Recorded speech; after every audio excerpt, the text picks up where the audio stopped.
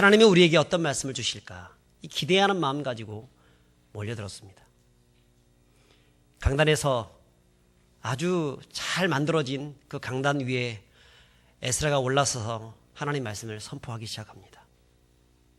여러분, 어떤 말씀을 전했을까요? 그때 전했던 그 말씀, 어떤 말씀일까요? 오늘 본문에 나와 있지는 않지만 우리가 충분히 추정 가능합니다. 이스라엘 백성들이 왜 이런 어려움을 당해왔을까? 왜 이스라엘은 망할 수밖에 없었을까?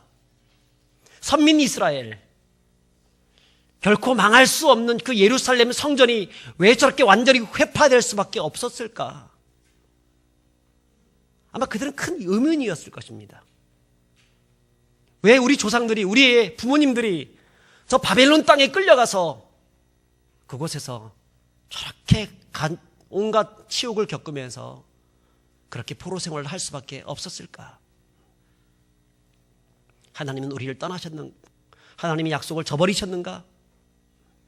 수많은 의문들이 있었을 텐데 그때 이 에스라가 그 의문들을 풀어주며 하나님 말씀을 증거했을 것입니다. 또한 하나님이 어떻게 이스라엘 백성들을 사랑했는지, 어떻게 독수리의 날개로 이스라엘 백성들을 보호해 주셨는지 말씀을 통해서 증거하며 그 약속대로 70년 만에 이 땅을 다시 회복시켜 주시고 성전을 짓게 하시고 또 이렇게 성벽까지 완공되게 하여서 우리 이스라엘을 이제 한번 든든하게 하나님을만 섬기는 그런 나라가 되게끔 만들어 주셨다. 여러분, 그런 말씀을 전했을 것입니다. 그 말씀을 들었던 그 이스라엘 백성들, 그 수문 앞 광장에 모여있는 백성들은요, 가슴을 치면서 울기 시작합니다. 자신의 조상들의 죄가 생각나서 울기도 했고, 조상들 죄뿐 아니라 나의 죄가 생각이 나서 울었고, 그리고 하나님께서 우리를 이 억만 죄악 가운데 죽은 우리를 사랑해 주셔서 그 약속을 지키기 위해서 친히 우리를 그 바벨론 땅에서, 페르시아 땅에서 우리를 인도해 내신 그 은혜에 감사해서 울었고, 그리고 앞으로 하나님께서 어떻게 이스라엘들을 선하게 인도하실까, 그것을 기대하면서 그렇게 울었다는 것입니다. 무려 6시간 동안 수문학 광장에서 말씀이 선포되어지고 그 말씀이 들려질 때 가슴을 치면서 울고, 그때 느헤미야와 에스라가 그런 얘기를 하죠. 오늘은 여호와의 성일이니 울지 마라. 기뻐하라. 하나님은 우리 모든 죄를 다 용서하시고 우리를 새롭게 하시고 이 땅을 다시 회복시킬 것이다. 여러분, 그들이 그날 큰 감동과 은혜를 많이 받았습니다. 그런데 그들이 받았던 그 은혜가 그날로 끝나지 않았습니다. 그 다음 날도 이어져 갔습니다. 그리고 그 다음 날도, 그리고 그 다음 날도 무려 24일 동안 하나님의 말씀과 은혜가 계속적으로 이어져 갔습니다. 특별히 그 수문납 광장, 그 나팔절을 첫 모였을 때 그런 놀라운 성령 집회가 있고 난 이후에 그 다음 날 이스라엘 백성들 중에서 족장들과 제사장들과 레위인들, 소위 이스라엘의 지도자라고 할 수 있는 그런 리더십들이 이 에스라를 찾아갑니다. 학사 에스라 선생님, 랍비여, 우리에게 다시 말씀을 가르쳐 주십시오. 우리가 영적으로 너무나 배가 고픕니다. 말씀을 가르쳐 주십시오. 우리가 어떻게 해야 되겠습니까? 여러분, 그들이 그때 들었던 그 말씀이 어떤 말씀이었어요? 지난 시간에 초막절에 대한 말씀이었죠. 초막절을 지켜라. 그동안 수많은 초막절들이 있어 왔지만 이스라엘 백성들, 특히 포로로 끌려갔던 이스라엘 백성들은 초막절이 무엇인지 몰랐었습니다. 예루살렘 성이 이미 회파된 상황이기 때문에 어떻게 그 예루살렘 성에 올라가서 초막절을 지킬 수 있었겠습니까? 그러니까 초막절이 뭔지 모르는 거예요. 그런데 초막절이라는 것을 깨닫게 되고 그 의미를 알게 되고 그래서 정말 하나님이 우리를 구원하신 은혜에 감사하면서 그들은 그 수문학 광장에 초막을 지어놓고 거기에 모든 백성들이 모여서 함께 하나님을 예배하기 시작했다는 것입니다. 그리고 15일부터 22일까지 저들은 일주일 동안 초막절 절기를 지킵니다. 성경에는 이 절기가 얼마나 참 아름답고 축복된 그런 절기였는지 8장 17절에 보면 여호수아 시대 이후에 이와 같이 절기를 지킨 일이 없었다라고 성경은 말씀을 하고 있습니다. 정말 저들은 여호수아의 그 잃어버렸던 그 초막절 절기를 완벽하게 재현하면서 회복하면서 하나님께 초막절 절기를 절대적으로 지켜나갔었습니다. 여기까지가 우리가 지난 시간에 우리 같이 말씀을 나누었던 그런 이야기들이었죠. 자, 오늘 근데 본문을 보니까 그 부흥의 역사가 여기서 끝난 것이 아니라 오히려 그것은 전초전이었다는 사실을 우리가 알 수 있습니다. 오늘 우리 1절에 보면 이렇게 기록하고 있습니다. 그들의 모습들을 보게 되면 그달 29날에 이스라엘 자손이 다 모여. 여러분 29날에 모였다고 말씀을 합니다. 24일입니다. 이스라엘 종교력으로 7월 24일입니다. 7월 1일 날 나팔절 때 모였었는데 그들은 초막절기 7월 15일부터 22일까지 지키고 난 다음에 여러분 그거 지키고 나면 다 집에 돌아가지 않습니까? 큰 축제가 끝나고 나면 집에 돌아가서 그동안 뭐 놀고 먹고 쉬면서 했던 그 모든 것들을 너무 피곤하니까 이제는 쉬지 않습니까? 그런데 그들은 돌아가지 않습니다. 돌아가지 않고 하나님이 오늘 우리에게 어떤 말씀을 하시는지 계속해서 그 갈급한 심령을 가지고 하나님의 말씀을 사모하면서 나아갔습니다. 특별히 오늘 성경에 보니까 죄를 자복했다라고 말씀을 하죠. 여러분 우리 2절과 3절을 같이 한번 읽어봤으면 좋겠습니다. 자, 시작. 모든 이방 사람들과 절교하고 서로 자기의 죄와 조상들의 허물을 자복하고 이날에 낮 4분의 1은 그 제자리에 서서 그들의 하나님 여호와의 율법책을 낭독하고 낮 4분의 1은 죄를 자복하며 그들의 하나님 여호와께 경배하는데 자복 2절에도 자복했다 3절에도 자복했다. 여러분 이 자복했다는 말은 무엇을 말하냐면 자백하다 고백하다라는 뜻입니다. 여러분 이 고백하다 자백하다는 것은 자신의 어떤 모든 죄에 대해서 공개석상에서 그 퍼뜨리는 것을 얘기합니다. 말을 하는 것을 얘기합니다. 몰래 살짝 얘기하는 것이 아니라 정말 진실로 모든 사람들이 알아들을 만한 그런 마음을 가지고 고백하는 것을 말합니다. 이스라엘 백성들 한 사람 한 사람들이 우리 조상들의 죄, 우리들의 죄, 내가 저질렀던 모든 죄악들 하나님께 철저히 내려놓고 고백하고 자복하고 눈물을 흘리며 심지어는 금식하며 굵은 베옷을 입고 티끌을 무릅쓰고 하나님께 나아가 울며 회개하는 일들이 있었다는 것입니다. 여러분 하나님의 은혜를 경험한 사람들은요 그렇습니다. 내 죄가 얼마나 큰지 내 몸에 더럽고 추한 시커먼 죄가 내 심장을 감싸고 있다는 생각이 들면 이것을 털어버리고 싶은데 무엇을 가지고 털어버릴 수 있습니까? 내가 목욕을 깨끗하게 최고의 목욕 비누를 가지고 목욕한다고 해서 그 죄가 씻겨지겠습니까? 씻길 수가 없는 거예요. 그래서 하나님께 나아가서 하나님 이 죄를 용서해 주십시오 라고 기도하는 것이죠. 그런데 정말 성령이 임하시면 그때만 끝나는 것이 아니라 그 다음 날도 계속해서 내 마음속에 그 죄의 털어버림 그런 것들이 있다는 것입니다. 여러분 부흥은 언제 올까요? 부흥은 어떤 사람들을 통해서 옵니까? 회개하는 사람들을 통해서 오는 줄 믿습니다. 나는 이런 죄인입니다. 나는 죄인입니다. 나는 연약한 자입니다. 나는 어제 이런 죄를 지었습니다. 여러분 마귀는 다 알고 있습니다. 우리가 무슨 죄를 지어오고 있는지. 여러분 예수님도 다 알고 있습니다. 무슨 죄를 지었는지. 저 사람은 모르겠죠. 세상은 모르겠죠. 주님은 아십니다. 그래서 주님 앞에 서서 주님, 내가 이런 죄인입니다 라고 고백하는 것입니다. 마귀가 우리의 죄를 알고 있기 때문에 우리를 해코지합니다.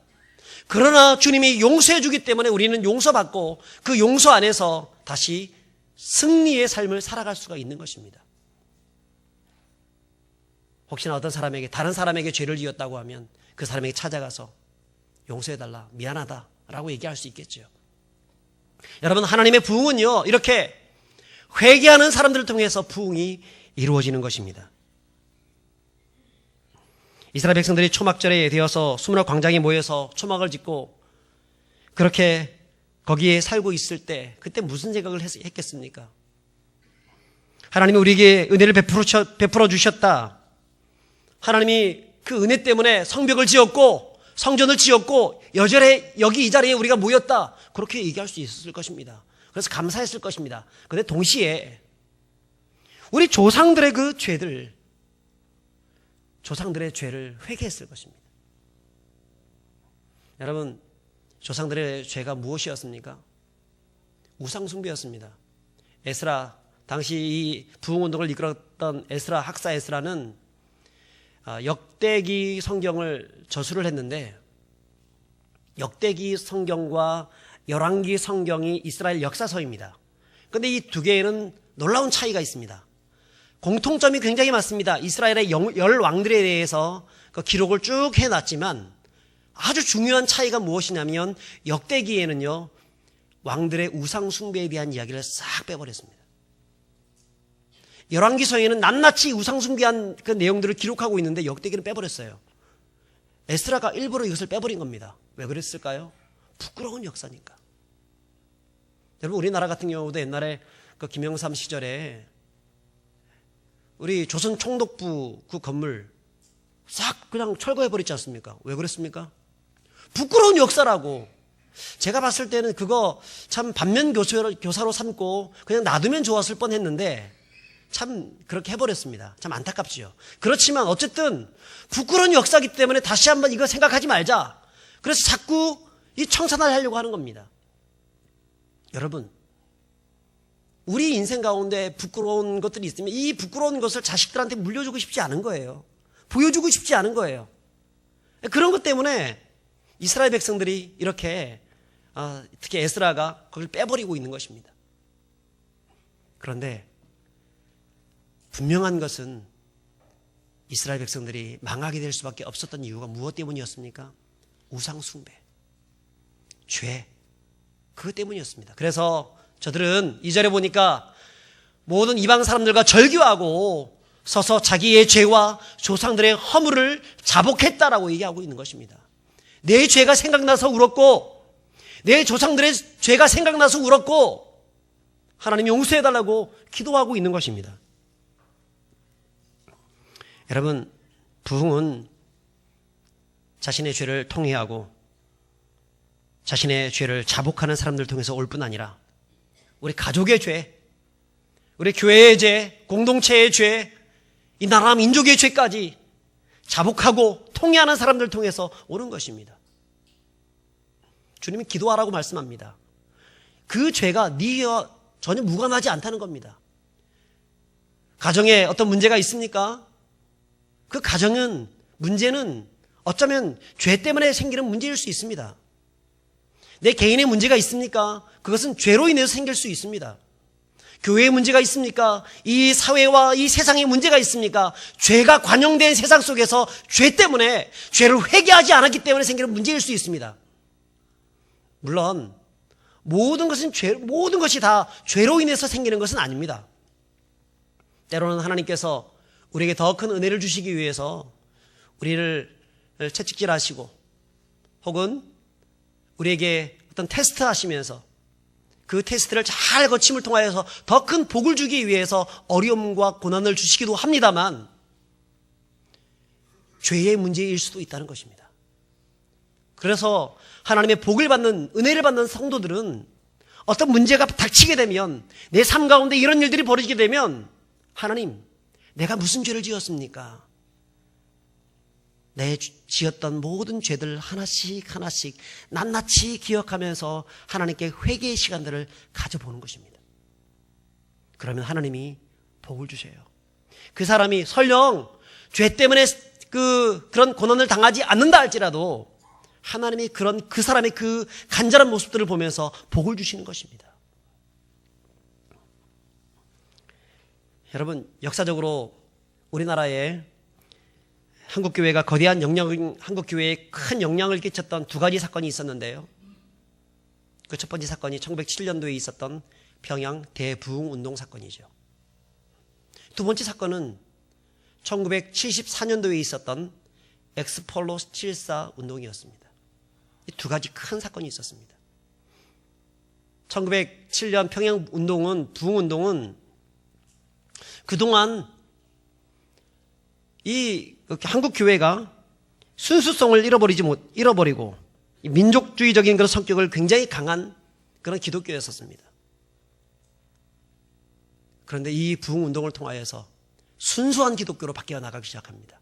하나님을 전시로 믿는, 하나님을 따라가는, 예수 그리스도의 십자가의 제자가 되어서 그분을 따르기로 결단하는 그런 한국교회가 되기 시작했고, 그때부터 모든 남녀노소를 포함하여서 이 교회로 몰려들기 시작했습니다.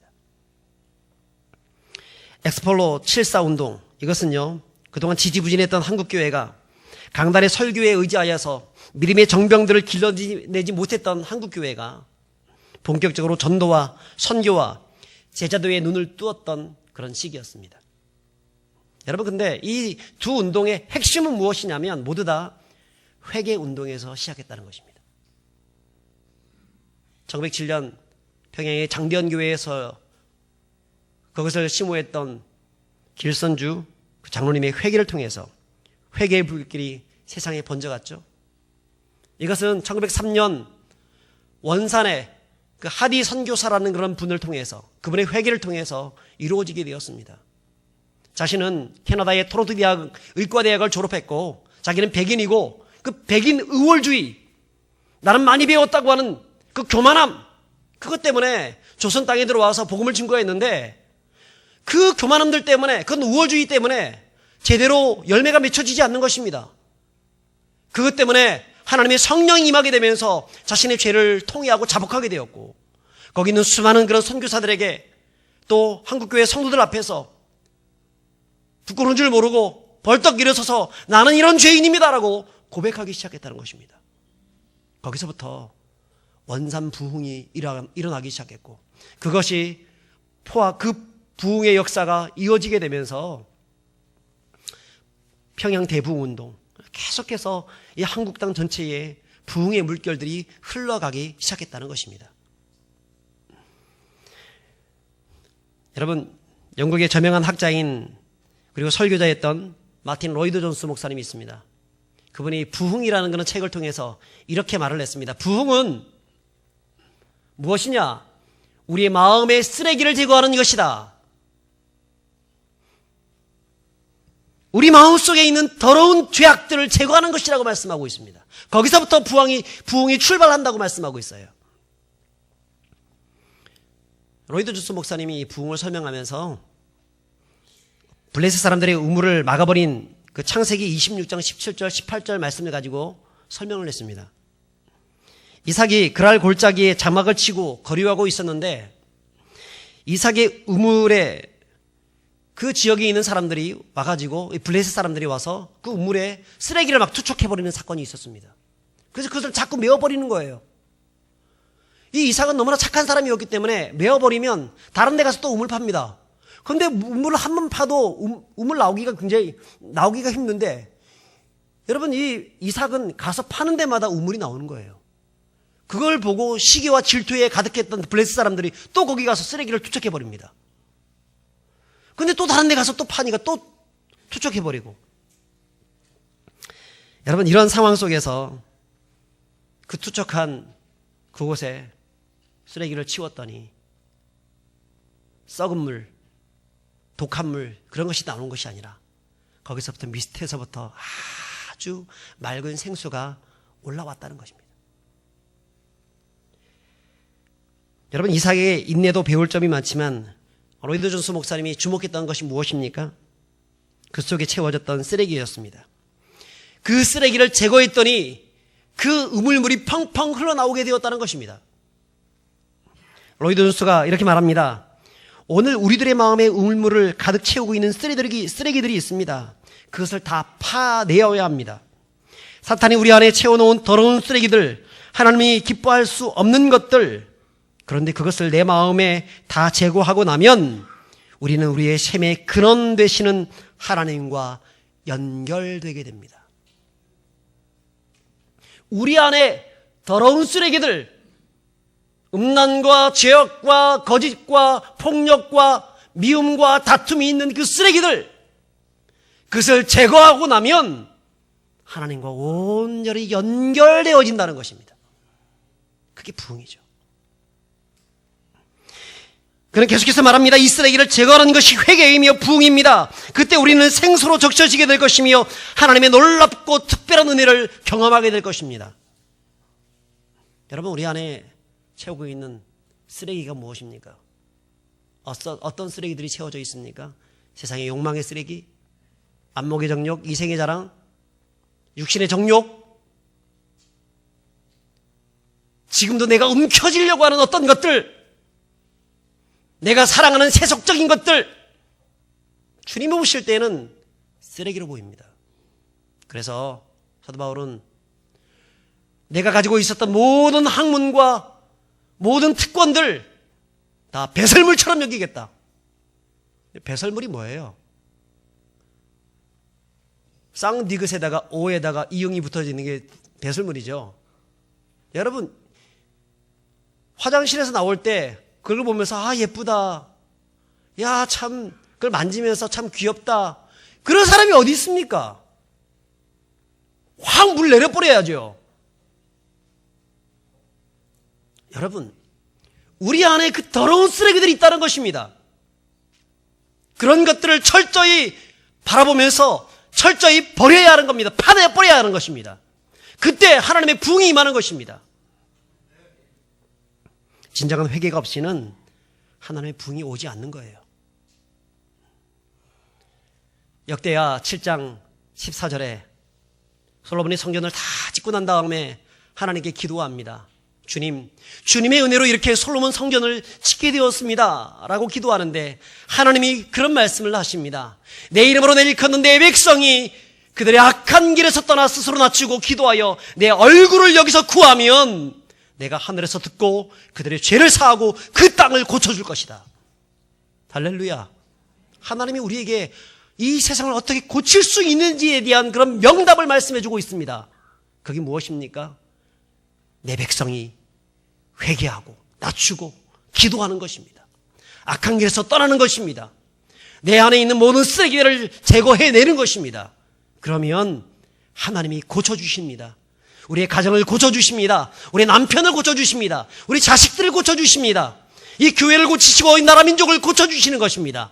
그러므로 한국교회가 회개하기 시작하게 되면 하나님의 성도들이, 하나님의 백성들이, 하나님 이 죄가 내로 인하여서, 나로 인하여서 세워진 그런 죄들입니다, 하나님 용서해달라고. 물론 우리가 죄를 안 지었을 수도 있습니다. 그럼에도 불구하고 내 탓이요, 내가 문제입니다라고 생각하여서 회개하기 시작할 때 하나님이 그들을 들으시고 하나님이 그들의 악한 길에 떠났다는 사실을 기억하시고 하나님이 그들의 얼굴을 구하는 그 모습을 보시고 그들의 죄를 사하시고 그 가정을, 그 사업터를, 그 교회를, 그 세상을, 그 땅을 고쳐주시는 줄 믿으시기 바랍니다.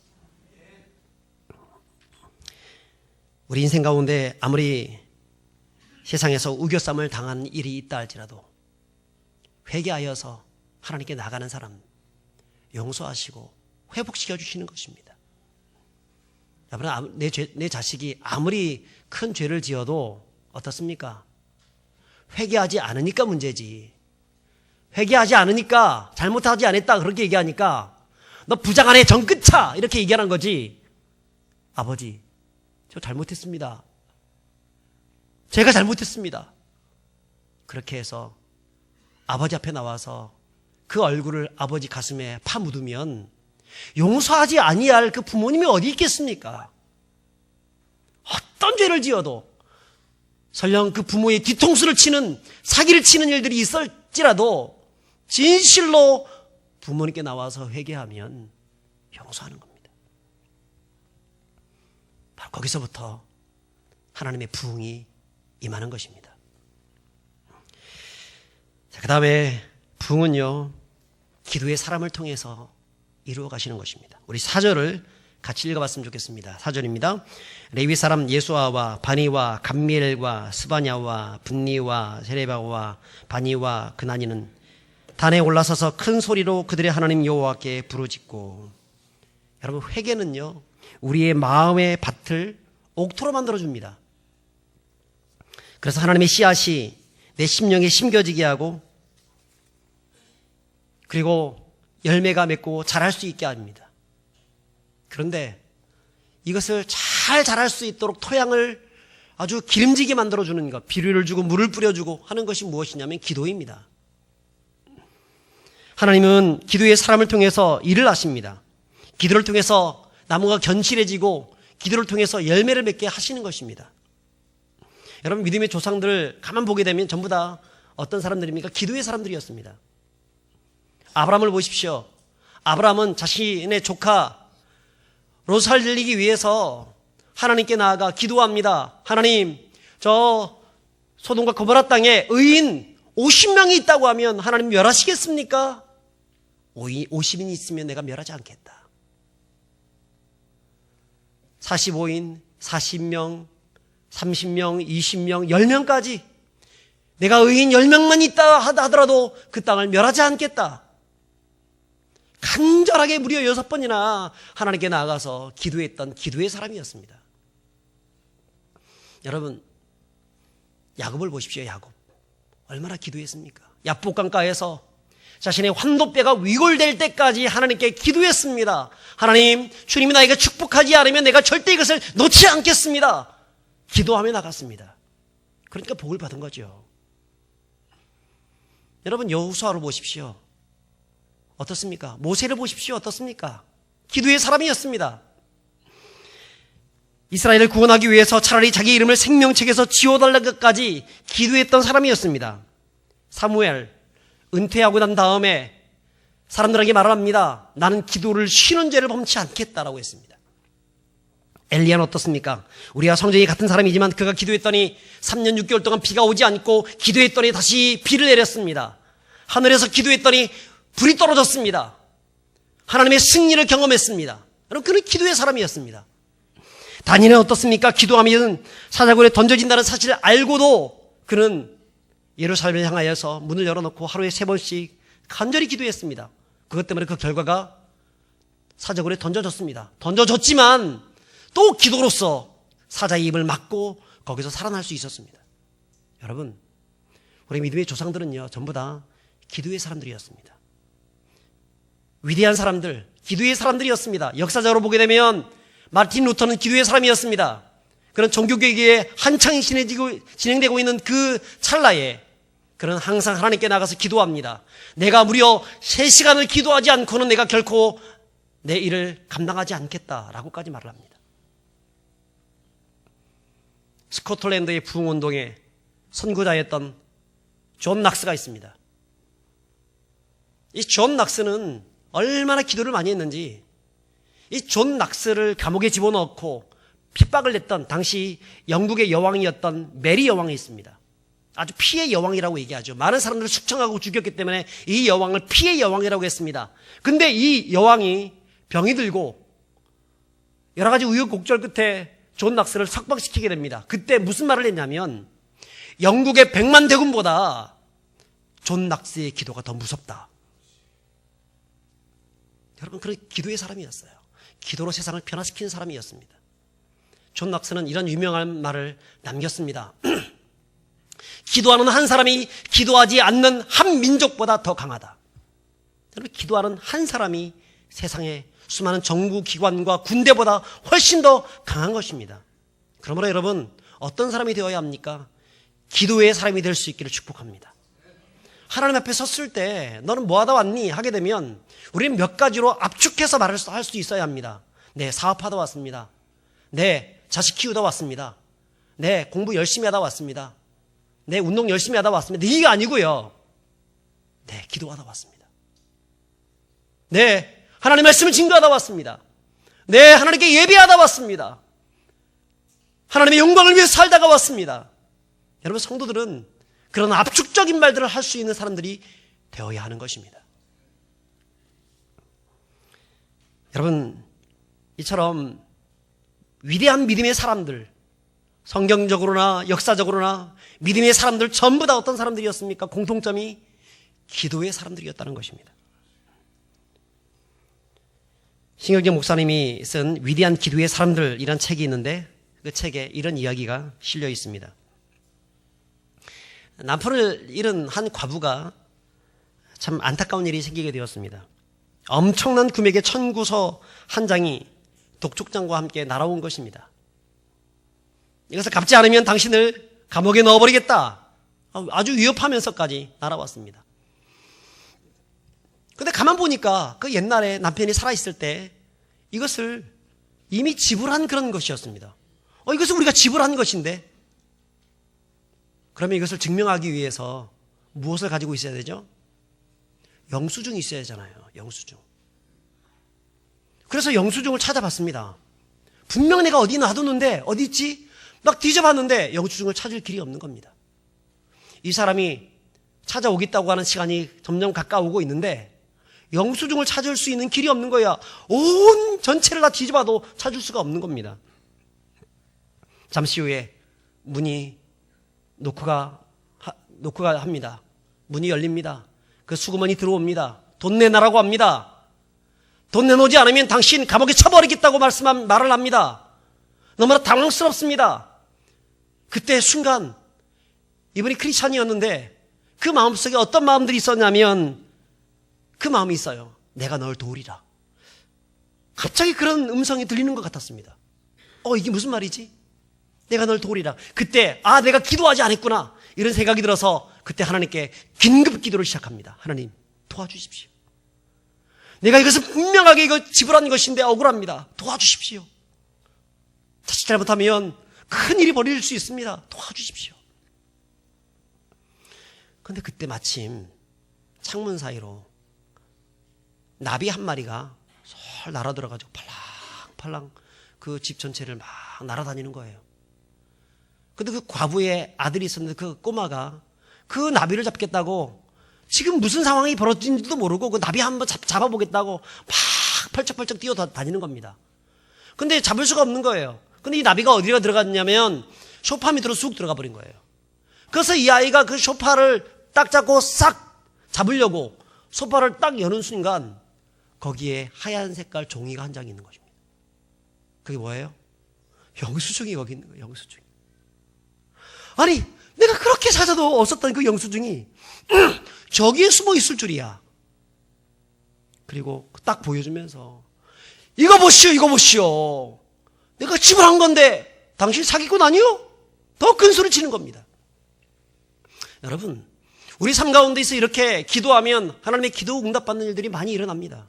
원수 마귀는요 계속해서 우리를 해코지합니다. 우리의 과거의 문제를 놓고 해코지하고 우리의 삶의 문제를 놓고 해코지하고 사기치고 그렇게 합니다. 마귀가 원래 그런 자입니다. 속이는 자입니다. 그런데 기도하면은요 그 마귀의 술수에 넘어가지 않습니다. 여러분, 세상에 우리를 속이는 사람들이 얼마나 많습니까? 이미 지나버린 그런 과거들을 어떻게 다 기억하겠습니까? 그런데 그런 것 가지고 자꾸 너 옛날에 이래 했었지 저래 했었지 나는 기억이 없는데 몇 사람이 그냥 딱 서로 묶어가지고 퉁치면은 그 사람이 범죄자가 돼버리는 겁니다. 그게 세상입니다. 그런데 여러분, 그 모든 억울한 일들 있을 수 있어요. 그런데 어떻게 이길 수 있습니까? 여러분, 기도로 이기는 것입니다. 기도하면 하나님이 문을 열어주십니다. 기도하면 하나님이 길을 열어주십니다. 기도하면 문제가 보이기 시작합니다. 기도하면 하나님께서 그 문제보다 더 크신 주님께서 친히 그 모든 문제를 다스려 주시고 통치하시고 이끌어 주셔서 능히 감당할 수 있도록 도와주시는 줄 믿으시기 바랍니다. 여러분, 기도하십시오. 기도하셔야 됩니다. 기도는 바로 하나님의 부흥을 경험하는 아주 강력한 능력이 있는 것입니다. 그러므로 여러분, 우리 믿음의 조상들처럼 기도로서 세상을 승리하시는 저와 여러분들이 될 수 있기를 축복합니다. 마지막으로 부흥은 언제 올까요? 부흥은 어떤 사람들을 통해서 일어납니까? 바로 예배의 사람들을 통해서 일어나는 것입니다. 우리 5절을 같이 읽어보겠습니다. 시작. 또 레위 사람 예수아와 감미엘과 바니와 하삼느야와 세레비아와 호디야와 스바냐와 부다히야는 이르기를 너희 무리는 마땅히 일어나 영원부터 영원까지 계신 너희 하나님 여호와를 송축할지어다.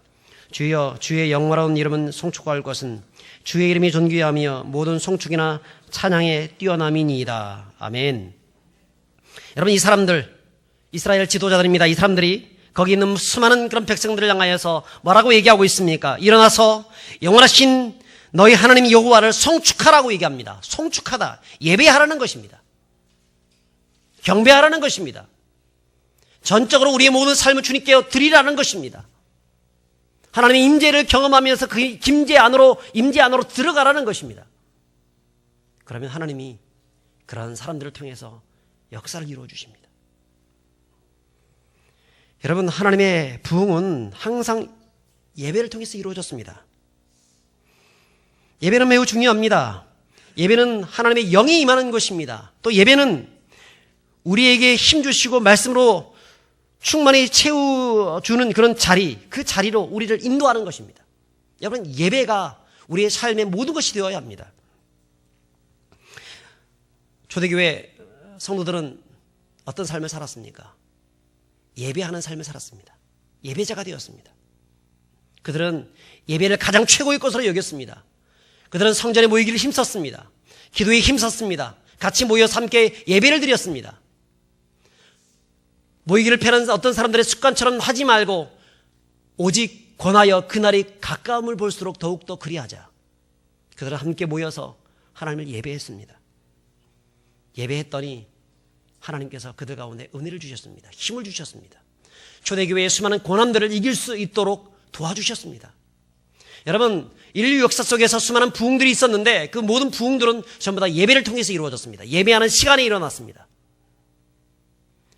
영국의 부흥운동, 미국의 부흥운동, 조나단 에드워드의 부흥운동, 미국의 아주사의 부흥운동, 요한 웨슬레, 찰스 웨슬레, 그 사람들의 부흥운동, 여러분, 이 모든 부흥운동, 모라비안 부흥운동, 여러분, 이것이 세계 선교의 역사를 가르는 그런 일들이 있었는데 이 모든 부흥운동은 다 예배를 통해서 이루어졌습니다. 하나님이 지금도 어떤 사람을 찾습니까? 예배자를 찾습니다. 어떻게 예배드리는 자? 영과 진리로 예배하는 자. 우리의 모든 감각과 우리의 모든 육체를 전적으로 주님께 의탁하면서 나가는 그런 예배자. 사람에게는 오감이 있습니다. 촉각이 있고 미각이 있고 시각이 있습니다. 또 우리 후각이 있습니다. 여러분, 우리 인생 가운데 모든 이 오감들을 전적으로 하나님을 바라보면서 하나님을 향하여서 드릴 수 있는 그런 우리들이 되어야 합니다. 그런데 오감보다 더 큰 감각이 있는데 영감입니다. 영감. 영감님이 아니고 영적인 감각. 영적인 감각. 우리에게 영적인 감각이 있습니다. 내 영을 다하여, 내 힘을 다하여, 헌신을 다하여 하나님께 예배하는 자, 하나님이 그런 사람을 찾으십니다. 여러분, 그러므로 우리는 어떤 사람들이 되어야 하냐면 예배하는 자가 되어야 합니다. 여러 가지 바쁜 일들이 있을 것입니다. 그럼에도 불구하고 예배를 빠지지 마십시오. 성도는 예배를 통해서 힘을 얻는 것입니다. 모닥불이 자기 하나만 있으면 금방 꺼지고 말죠. 그런데 함께 모여 있으면 어떻게 되죠? 활활 타오르게 되죠. 나 혼자 막 믿음 좋다고 해서 혼자 교회도 안 나가고 나 혼자 인터넷 예배 드리면 되지. 그래 놀러 가고 그러면은요, 그 얼마 안 돼서 그 믿음이 다 꺼지고 맙니다. 그런데 믿음이 연약한 자라 할지라도 성령의 사람들, 믿음의 사람들, 거룩한 사람들과 함께 어울리면서 함께 예배에 참석하게 되면 그 예배를 통해서 그 현장에서 울려나오는 하나님의 메시지가 있고 능력이 있고 은혜가 있어서 그 삶이 변화되어지게 되고 그 사람 가운데 하나님의 획기적인 은혜를 경험하게 하는 것입니다. 그런데 어떻습니까? 오늘날 점점 사람들은 모이기를 싫어합니다. 말세 지말이 되면 될수록 사람들은 모이는 것을 싫어하고 혼자 있는 걸 더 좋아합니다. 혼자 있어 뭐합니까? 죄를 짓죠. 성도는 혼자 있어서는 안 됩니다. 하나님의 말씀을 묵상하고 기도하기 위해서는 혼자 있지만, 혹은 부부가 기도할 시간을 얻기 위해서 혼자 있지만 그 외에는 부부가 함께 있으라고까지 말씀을 하고 있습니다. 여러분, 성도는 같이 있어야 합니다. 같이 있을 때, 함께 모여서 예배를 드릴 때 강력해지는 것입니다. 마귀는 계속해서 성도들이 함께 모이지 못하도록 발악을 하고 있습니다. 근데 성도는 모일 때 화력이 강해집니다. 모일 때 하나님의 역사를 체험합니다. 그러므로 사랑하는 성도 여러분, 우리 삶 가운데서 하나님의 예배가 회복될 수 있기를 축복합니다. 매일의 삶 가운데에서 하나님의 예배의 역사가 나타날 수 있기를 주의 이름으로 축복합니다. 우리의 삶의 전 영역이 예배가 될 수 있도록 해야 되고, 하나님의 부흥이 내 삶의 그 영역 속에서 일어날 수 있도록 여러분, 우리의 삶을 전적으로 드릴 수 있기를 주의 이름으로 축복합니다. 말씀을 맺겠습니다. 하나님의 부흥은 어떤 사람들을 통해서 이루어집니까? 첫 번째, 회개의 사람들. 두 번째, 기도의 사람들. 그리고 마지막으로 예배의 사람들을 통해서 이루어지는 것입니다. 이것을 기억하시고 이 땅 가운데 하나님의 부흥이 나를 통해서 이루어질 수 있도록 꿈을 꾸시고, 나는 이제 80세 90세 이제 곧 천국 갈 날 다가가는데, 아니에요. 기도할 수 있습니다. 내가 이 기도를 통하여서 어떻게 합니까? 그 기도가 땅에 떨어져서 정말 놀라운 열매를 맺어지고, 빌리 그라함 목사 같은, 조나단 에드워드 같은 우리나라의 그 위대한 부흥사들과 같은 그런 사람들이 세워지게 될 줄 누가 알겠습니까? 여러분, 오늘도 하나님의 부흥을 꿈꾸시면서 믿음으로 승리하시는 여러분들이 될 수 있기를 주의 이름으로 축복합니다. 우리 함께 기도하면 좋겠습니다. 우리 찬양을 먼저 드리고 난 다음에 같이 한번 기도하면 좋겠습니다.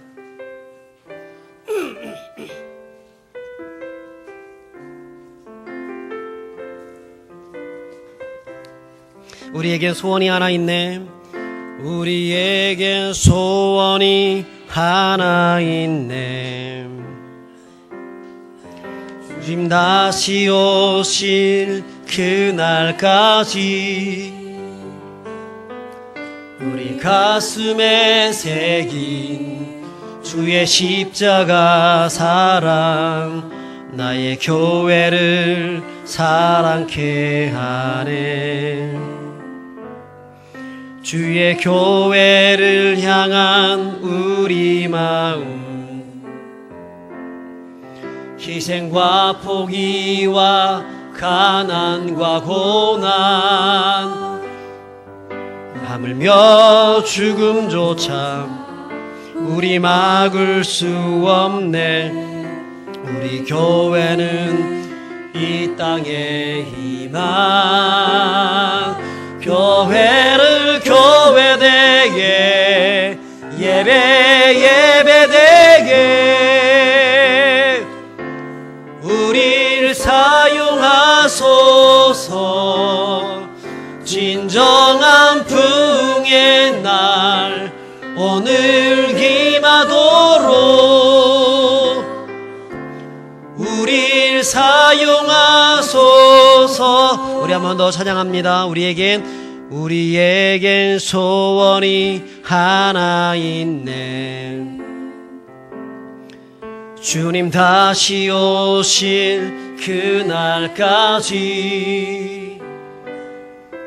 우리 가슴에 새긴 주의 십자가 사랑, 나의 교회를 사랑케 하네. 주의 교회를 향한 우리 마음, 희생과 포기와 가난과 고난,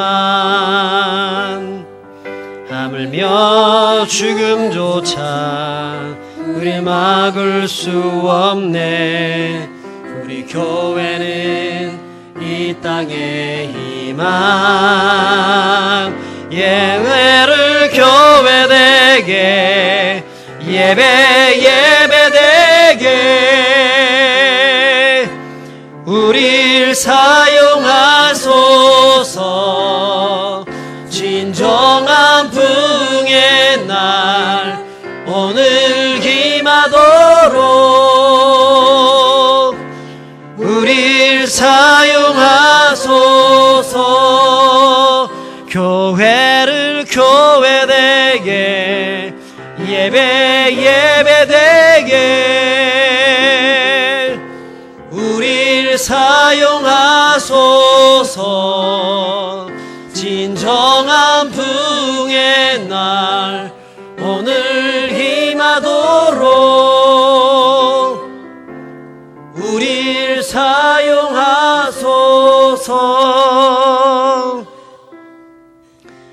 여러분,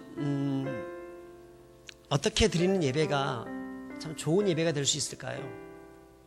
최첨단 악기를 동원해서 드리는 예배입니까? 유창한 설교자가 있고 뛰어난